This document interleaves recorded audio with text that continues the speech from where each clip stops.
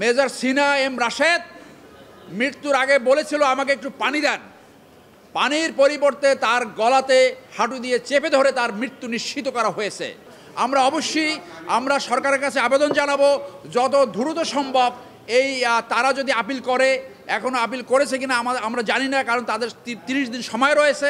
আমরা সেই আপিল দ্রুত নিষ্পত্তির জন্য জনসম্পৃক্ত স্পর্শকাতর মামলা হিসেবে দ্রুত এইটা নিষ্পত্তি করার জন্য আমরা অবশ্যই আবেদন করব।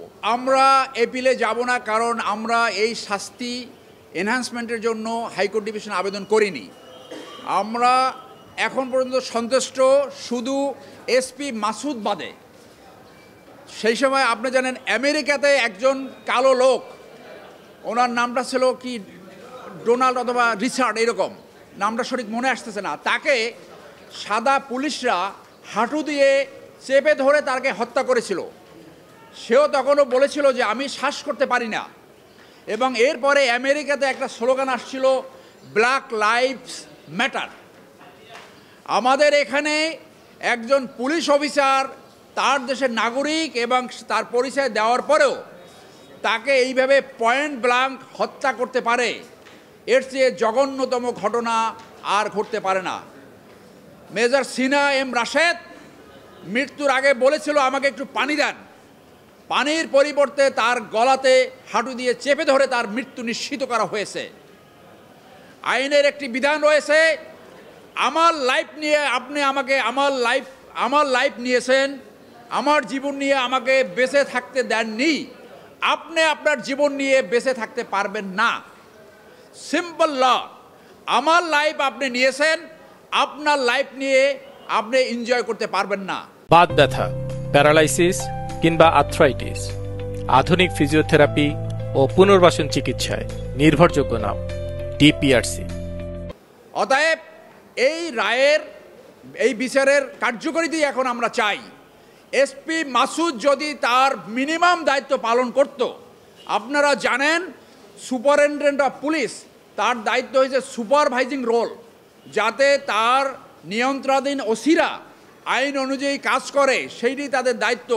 পুলিশের মূল দায়িত্ব হলো জনগণের জানমাল নিরাপত্তা করা, অপরাধীদেরকে বিচারের সম্মুখীন করবে, সাধারণ মানুষকে প্রোটেক্ট করবে।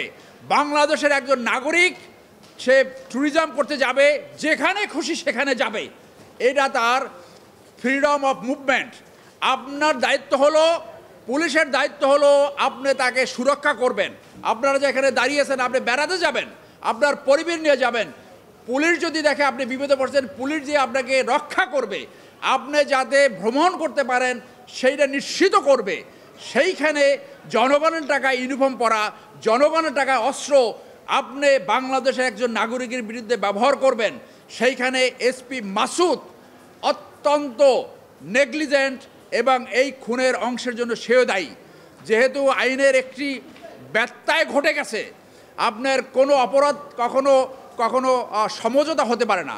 সেই সময় পুলিশের একটি অংশ রাওয়ার অফিসারদেরকে সমঝোতার প্রস্তাব দিছে, যদি এসপি মাসুদকে আমরা চার্জশিটে দেই তাহলে আমরা চার্জশিট দাখিলই করব না।